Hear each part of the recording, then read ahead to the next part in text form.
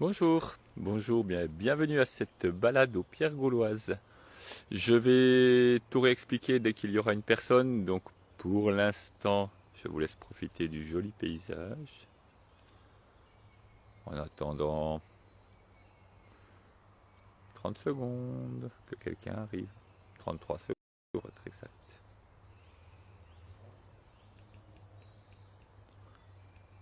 Voilà, un peu de belle forêt. Et c'est parti.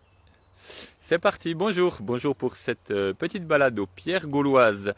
Comme son nom ne l'indique pas, ce ne sont pas évidemment des pierres gauloises, mais des menhirs, des mégalithes qui ont été montés avant que les Gaulois arrivent et n'envahissent l'Europe. Donc les Celtes en moins 800, moins 500. Donc toutes les pierres... Eh ben c'était long. Date entre moins 1000 et moins 3000. Salut Sandra. Voilà, cette fois-ci on y va. Je couperai au montage. Donc pour venir ici, j'ai pris... on va remonter le temps, hein, donc entre moins 1000 et moins 3000. Salut Frédéric, tu connais. On va remonter le temps. J'ai pris pour ça mon vaisseau intergalactique pour remonter le temps. Voilà, équipé de feu anti-brouillard, queue de vison, siège en panthère, le jaguar m'accompagne, et le chien qui bouge la tête. Voilà. Et évidemment, pour voir le monde plus lucide, les lunettes qui vont bien. Donc avec ça, on peut voir le monde autrement. Et c'est un épisode de Titeuf où il disait j'ai des lunettes comme Kevin Lover pour voir le monde plus lucide. Donc chaussez vos lunettes, parce qu'on va voir l'environnement un peu plus lucide, un peu au-delà de ce que l'on voit simplement, au-delà de ce que nos sens physiques perçoivent, qui n'est qu'une toute petite limitation. Je vous laisse regarder le site et je pose mes lunettes pour voir lucide.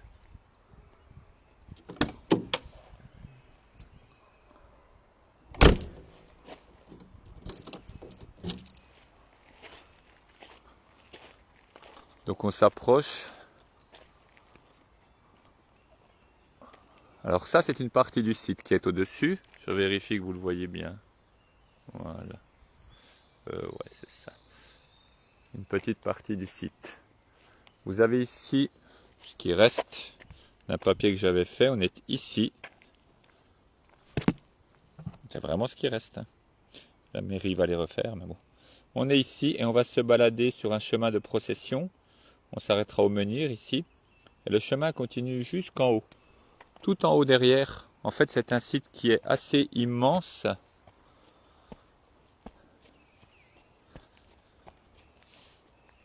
Et qui est en forme de triangle. Avec de grandes vallées.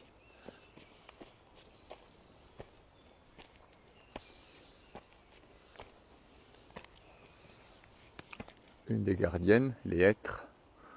Vous voyez les autres ici, tout autour. Tous les hêtres alentours qui gardent le lieu. Celle-ci particulièrement. Et si vous distinguez en bas la vallée qui passe, une grande vallée, plus une autre qui monte là-bas, plus une autre à droite. Et tout ça forme un immense triangle. Voilà, on est sur le site principal, celui qui est le plus connu. Je vais vous montrer un plan déjà.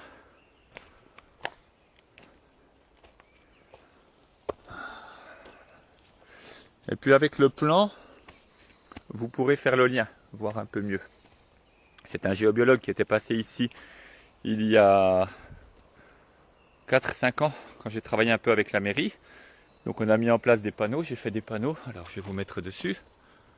Si vous voulez tous les dessins, tous les renseignements, vous m'envoyez un message et je vous les envoie. Donc vous avez ici le dolmen principal, un deuxième dolmen carré et demi-cercle, les petits menhirs devant, le grand menhir ici. Le grand menhir, alors je vais vous faire quelques allers-retours, j'espère que vous ne serez pas malade. Le grand menhir, là vous le voyez, il est orienté exactement plein ouest, plein est là-haut. Et la pierre carrée que vous voyez là-bas avec le demi-cercle, la pierre carrée avec le demi-cercle, par rapport au l'axe est-ouest, est orientée à 23 degrés. Ce qui veut dire que 23 degrés, on est exactement au coucher du soleil, au solstice d'été. Vous avez 2 rivières souterraines ici qui ont cassé la pierre principale. Vous avez un lieu sacré, donc dans les réseaux telluriques, les lieux sacrés tous les 40 mètres en quadrillage. Une cheminée descendante et qui remonte ensuite. On se décharge sous la descendante et on remonte, on se recharge sous la montante. Et puis, il avait trouvé très particulièrement des lieux, 13 lieux féminins qui font tout le tour et un lieu masculin. Et donc on a réussi à faire, au 1er mai, il y a 3 ans maintenant, 4 ans, 3 ans, j'ai réussi à réunir 13 femmes, 13 amies, et on a fait une cérémonie le matin d'ouverture et de réenclenchement des énergies du lieu. On a réussi à se placer, c'était un très beau moment. Voilà, donc voici le lieu, vu d'en haut.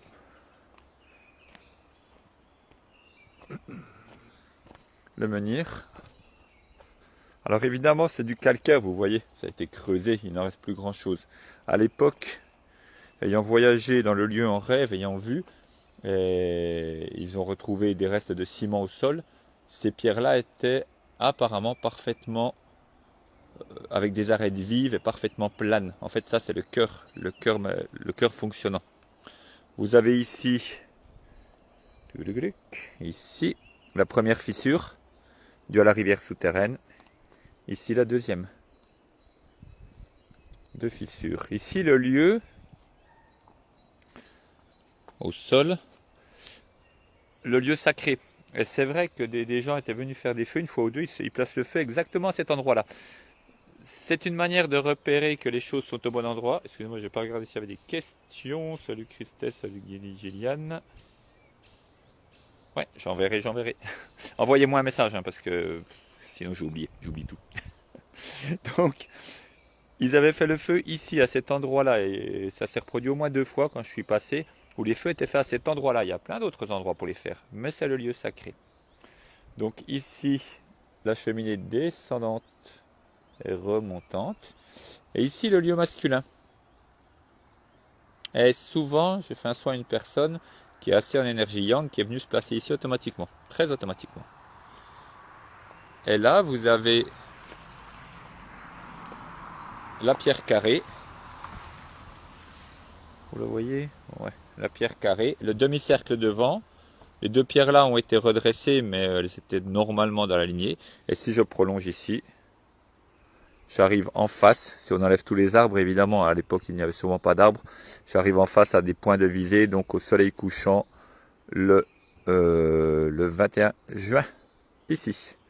Alors que le menhir ici m'indique le soleil couchant aux équinoxes. Voilà, on va prendre un instant tranquille pour entendre sonner. La journée aujourd'hui est à la pluie, alors ce sera un peu d'eau. Excusez-moi, je fais 2 choses à la fois, ce qui n'est pas toujours très simple. Ça bouge un peu. Alors je vous laisse profiter du son de l'eau. Il a plu toute la matinée. Et comme ça, tout est bien resplendissant avec le soleil.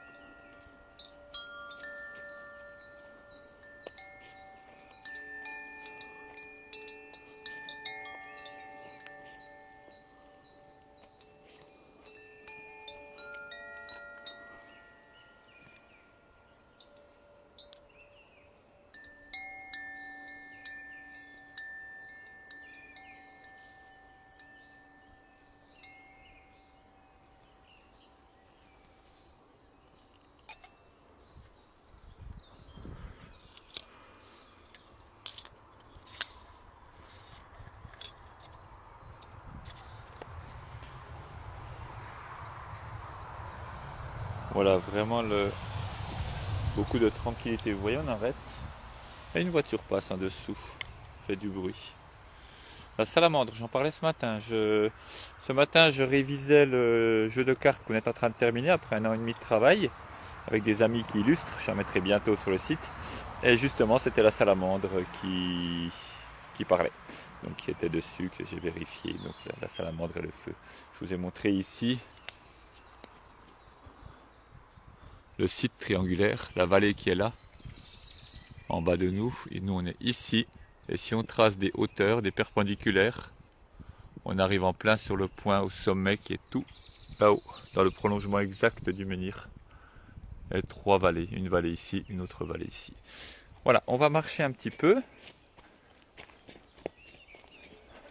Alors, on arrive sur le chemin de procession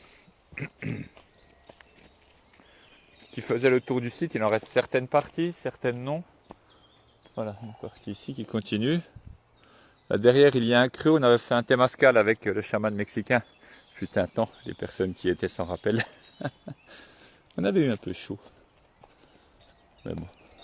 Vous voyez ici les restes de construction. Alors évidemment, il ne reste que les pierres, que le squelette.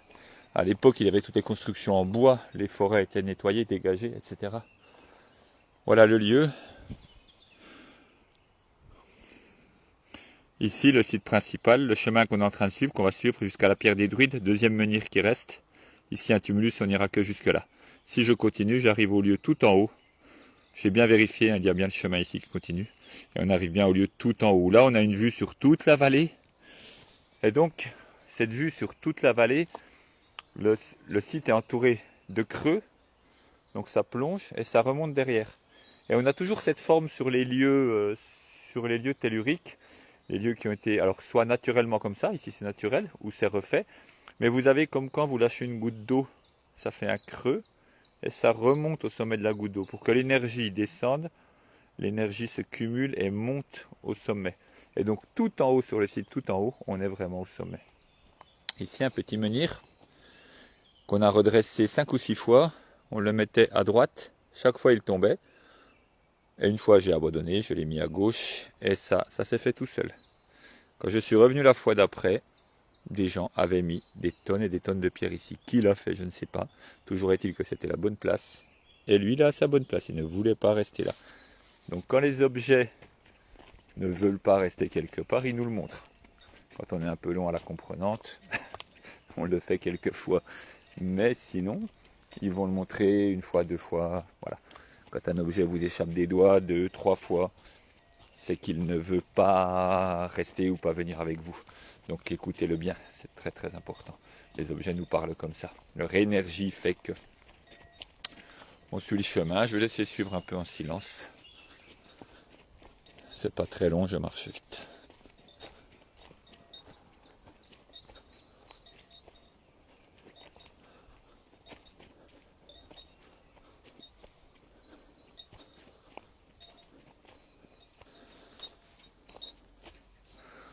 On va...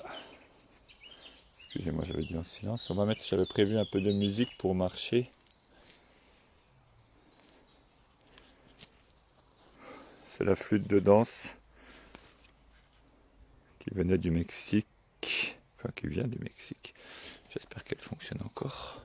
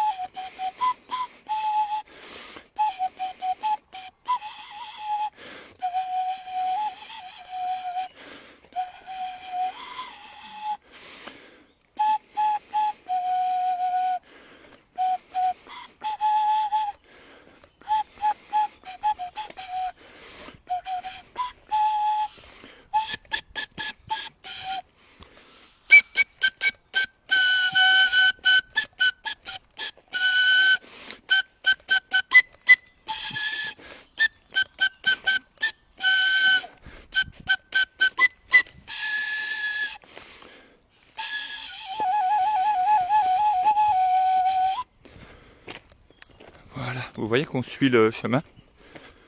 Tout ce chemin, il en reste encore beaucoup de vestiges. Et on voit assez souvent, ici un peu moins parce que la végétation a repris, qu'il y a énormément de tumulus. Donc des tombes, on va aller en voir un tout à l'heure. J'avais mis une petite explication ici. Il en reste qui n'ont pas été détruits. Hein. Celui de tout à l'heure a été détruit au 19e siècle. Pour voir s'il n'y avait pas un trésor dedans. Le seul trésor, c'était des os d'animaux. Donc voilà, on suit ce chemin. Le lieu a été réutilisé pour enterrer des personnes, des animaux, des personnes. Donc c'est un lieu qui est très protégé, magiquement très protégé. C'est pour ça qu'en général, je ne quitte pas le chemin de procession. Parce qu'il y a énormément de tombes. En voici une. On la voit, en voici une là-bas un peu plus visible, si vous la voyez. D'accord, un petit amoncellement de pierres, une encore plus visible derrière. Ici. Voilà, il y en a un peu partout, hein, vraiment un peu partout. Et donc, il s'agit de faire attention, enfin prendre attention, parce que il y a des protections magiques et on peut ramener des choses. Voilà, toujours faire bien attention. Ici, on arrive à une zone où il y avait beaucoup de menhirs. Donc là où on va être, à quelques mètres d'ici, il en reste un vraiment grand. Là, c'était un dessin de Stonehenge. Donc il en reste quelques-unes, hein, qui ont toutes couché évidemment. De toute façon, c'est l'érosion naturelle. En plusieurs milliers d'années, elles finissent par tomber. Et puis des fois, c'est l'érosion humaine qui détruit. Il y en a une belle ici, pour finir, que vous voyez. Et donc la grande qui reste, qu'ils appellent ici la pierre des druides, et juste là-bas, vous pouvez commencer à l'apercevoir. Alors sur la droite, c'est le désastre absolu. Hein. Le EDF est passé pour nettoyer les lignes haute tension. Donc ils ont tout rasé. Absolument tout, sans évidemment s'occuper des quelconques animaux qui étaient là. Ils n'avaient qu'à pas être là. Mais, d'un autre côté, ça nous permet de voir parfaitement les menhirs. Voilà, un menhir qui est couché ici. Vous le voyez, et celui qui est encore debout. Un magnifique menhir encore debout, bien orienté dans la prolongation de celui du bas. Si on descend tout droit, à travers la forêt, pas à cette époque-là, on arrive directement à l'autre menhir. Voilà. Et vous voyez sa forme, vous voyez comme il est rectiligne, bien lisse, recouvert de ciment au-dessus. Il a une forme de pavé, parfaitement lisse.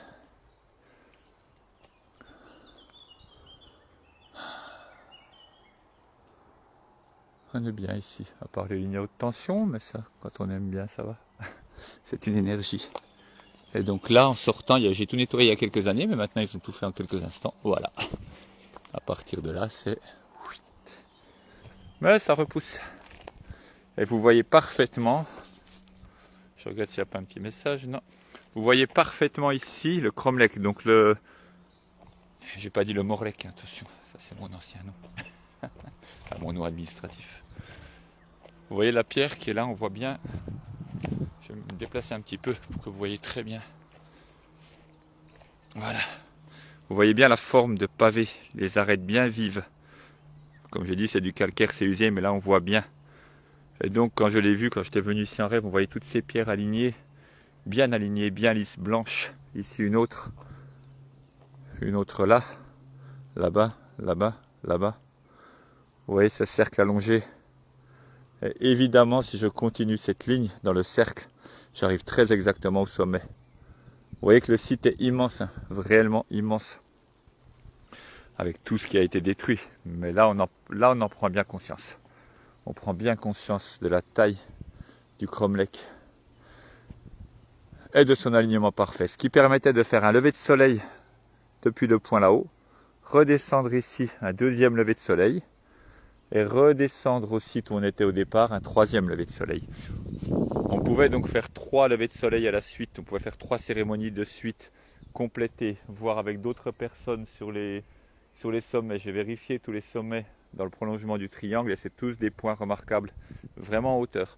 Donc on a vraiment tout ce site immense qui permet, vous voyez un petit peu là-bas, le creux. Vous voyez le creux qui plonge et qui remonte sur les montagnes là-bas. Enfin, qui remonte sur les sapins derrière, pardon, les montagnes là-bas, c'est la Suisse. Donc, qui remonte sur les sapins. Donc, vous avez vraiment ce creux qui fait le tour. Et donc, en mettant les bonnes personnes à la bonne place, avec toutes ces énergies cumulées, on arrive à des générateurs d'énergie absolument incroyables. C'est ce que j'ai vu à Karnak il y a 1 mois et demi, quand on y est allé. Merci de nous avoir invités. Quand on y est allé, c'était Hello Xavier. C'était impressionnant parce qu'on a bien vu que ce site de Karnak, qui est absolument immense, n'est pas fait pour 2000 personnes, il est fait pour 50 000, 80 000 personnes. Et quand tout le monde est là, tout le monde avec une pierre, tout le monde en communion et dans le même élan d'énergie, on obtient vraiment quelque chose de phénoménal. Vraiment. Et c'est ça, ce générateur d'énergie. Pour appeler la pluie, pour faire que les choses aillent bien, pour être en lien avec le monde, pour être juste, pour être en communion. C'est vraiment ça le but. C'est tout ça le but. Être bien avec soi, être bien avec le monde. On arrive là à un tumulus qui a été construit justement après, parce que si vous suivez bien, vous voyez le chemin de procession qui date de l'origine, qui prolonge là-bas, qui prolonge dans la forêt. Maintenant c'est la forêt. Et là vous avez le tumulus, mais il mange un peu le chemin, donc il a été construit plus tard. Alors évidemment, vu de notre point de vue, plus tard, on se dit c'est un peu après. Non, ça peut être 500 ans après. Imaginez, il y a 500 ans. C'est de grandes périodes. Vraiment de grandes périodes. Voilà, donc on avait parfaitement fouillé, mis à nu, etc. Et puis les personnes qui étaient propriétaires du lieu ont voulu le protéger. Et puis finalement, ils se retrouvent mis à nu. L'entrée est ici. Des pierres qui ont été ajoutées. L'entrée, voilà. Et cette entrée est orientée, si je ne m'abuse, si je prends l'entrée ici, je la prolonge. Elle est orientée à 23 degrés, côté lever de soleil, en plein hiver, au solstice d'hiver. C'est normal puisque c'est un tumulus, donc il y a des animaux ou personnes décédées à l'intérieur. Et pour que le rame renaisse, il faut que l'ouverture soit à la renaissance du soleil en plein hiver. Donc, lever du soleil, c'est bien lever du soleil là-bas, au solstice d'hiver. Voilà. Voilà cette visite. Après, ça prolonge, mais ce serait marcher longtemps pour... Il n'y a plus grand chose à voir, il y a juste le chemin. Donc ce serait un petit peu long. On va prendre un instant, se poser un instant. Je vais essayer de mettre le trépied. N'hésitez pas si vous avez une question. Voilà, je vous dis, envoyez-moi vraiment un message pour recevoir les informations. Parce que je ne m'en rappellerai pas comme d'habitude. On va aller... on va pas rester ici, on va aller près du menhir. Je préfère l'énergie du menhir qui est beaucoup plus dans le sens du monument, de l'ensemble. Ici c'est un tumulus qui aime bien se protéger, on a fait quelques petites cérémonies dedans mais très peu. S'il a envie d'être tranquille, on va le laisser tranquille. Et on va retourner au menhir qui est juste là.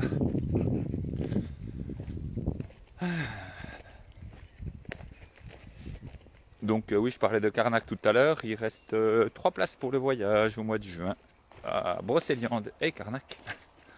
Donc si vous souhaitez y venir, dites-le moi.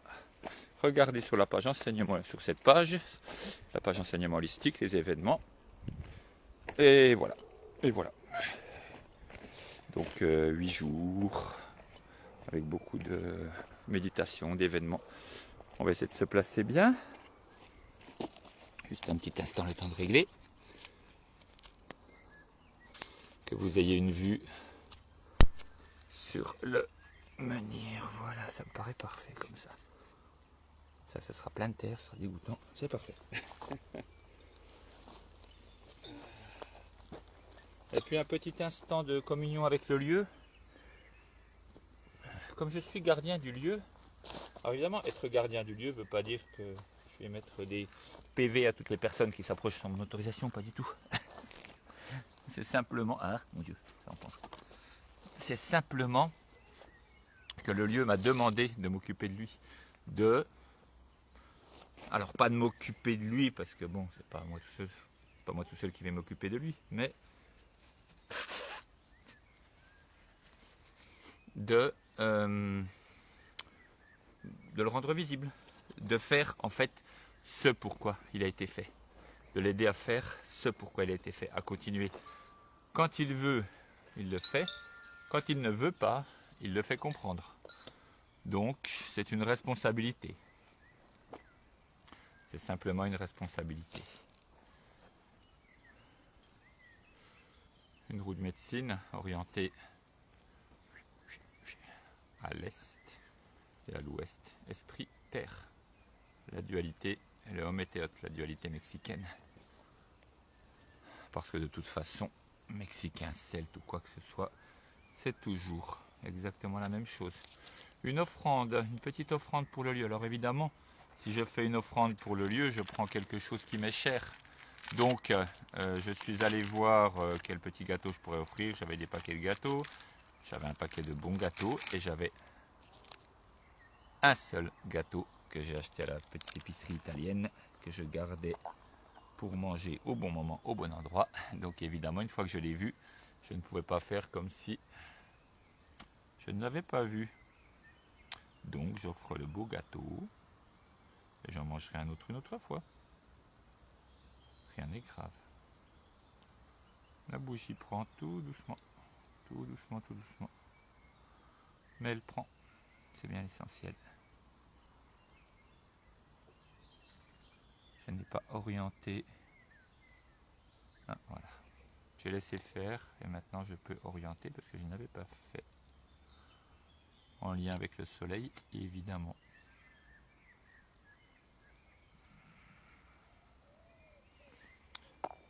Comme je vous disais, je vous parlais du jeu de cartes. Donc il sortira bientôt. Et c'est un jeu de 53 cartes, 53 ateliers chamaniques. Ce ne sont pas des oracles. Ce sont des ateliers chamaniques. Donc des amis ont fait les illustrations. Et il y a donc 53 ateliers chamaniques. Et vous tirez une carte et vous faites l'atelier correspondant avec le livret, évidemment. Donc ce sont des cartes pour travailler. On n'est pas là pour se tourner les pouces. Non, travailler dans le sens œuvrer. Nous allons dire œuvrer, c'est beaucoup mieux, effectivement. Un peu d'encens, un peu de copal.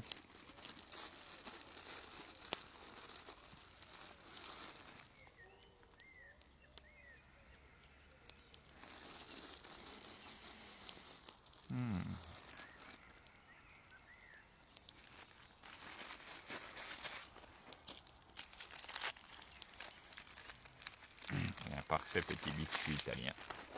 Si c'est italien, c'est bien. Qu'est-ce qu'il a l'air bon. Évidemment, si je fais une offrande en prenant des petites choses qui ne m'importent pas, c'est pas vraiment un sacrifice.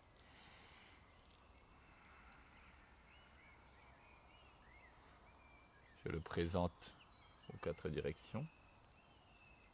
Je présente mon offrande. Un oiseau passe exactement là. Je le présente au ciel. Je le présente à la terre, parce que la nourriture vient de la terre. Quand on fait son jardin, on retrouve cela. Et je le présente avec mon cœur, avec tout mon cœur. Et je remets un peu d'encens parce qu'il est parti.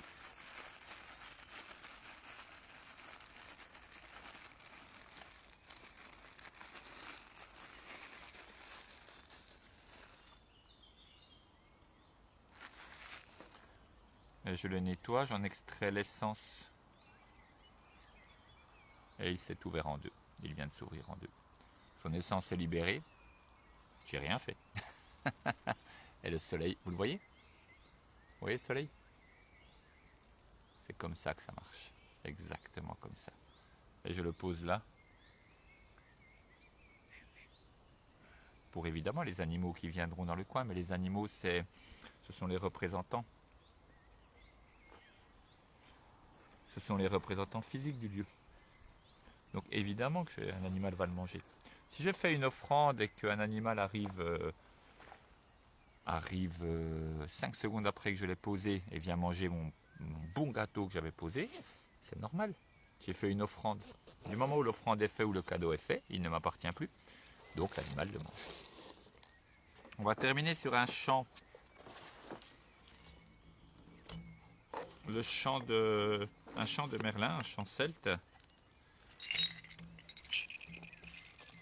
Ça, c'est les silencieux. Faut pas que ça fasse ça pendant que je marche.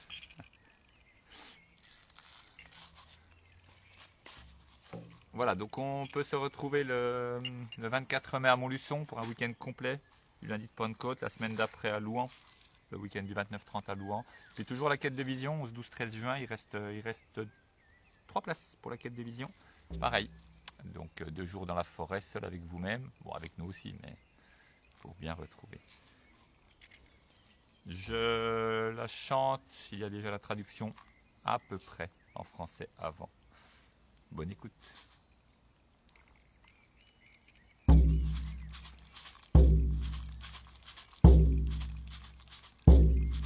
Une nuit que vous rêviez assise au bord des grèves,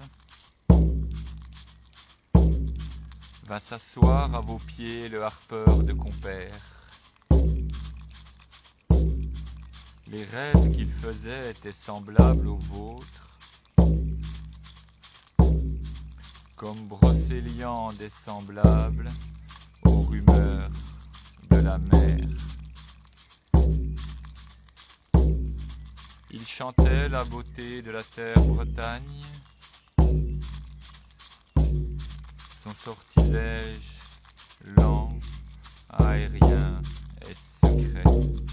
Mais c'est votre beauté, amie de Viviane, qu'en chantant son pays, le harpeur célébrait.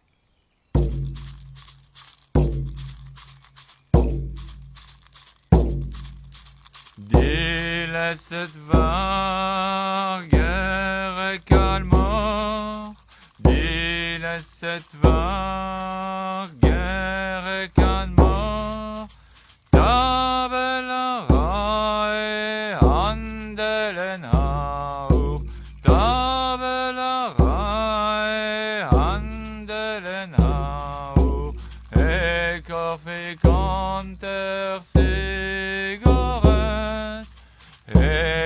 Ficanter cigarette, ma cordini guttoret, ma cordini guttoret.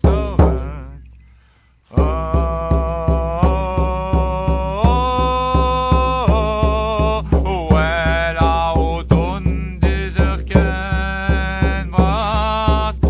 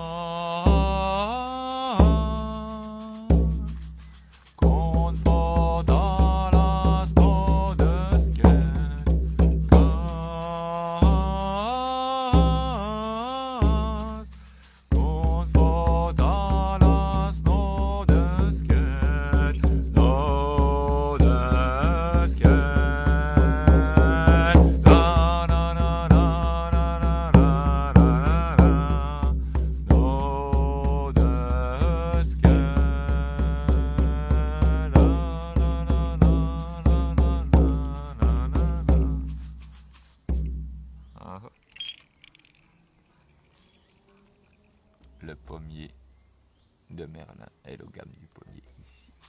Le gamme du pommier. Voilà, c'était une petite balade aux pierres gauloises. Merci à cette belle pierre, merci de nous avoir accompagnés. Merci au soleil d'être apparu exactement quand il fallait. Ah, regardez comme c'est joli derrière. Vous voyez le monde coupé en deux. La saison froide et la verte saison. Le cercle. Le cercle de l'année celtique. Voilà, donc eh ben, à tout bientôt, j'espère, avec plaisir. À tout bientôt, j'espère. Et si vous êtes sur Mulhouse, Guebwiller, la semaine prochaine, voilà, plein de petites choses à Mulhouse, Guebwiller aussi. Et puis voilà, et puis un grand merci à toutes les personnes de la semaine du jeûne. C'est un gros bisou à tout le monde. C'était un vrai plaisir, un beau moment. Voilà, je vous laisse partir avec l'environnement, les chants d'oiseaux. Au revoir.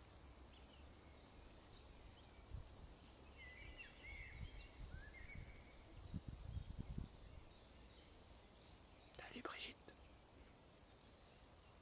Regardez le corbeau qui plane là-bas derrière, qui vient nous dire au revoir.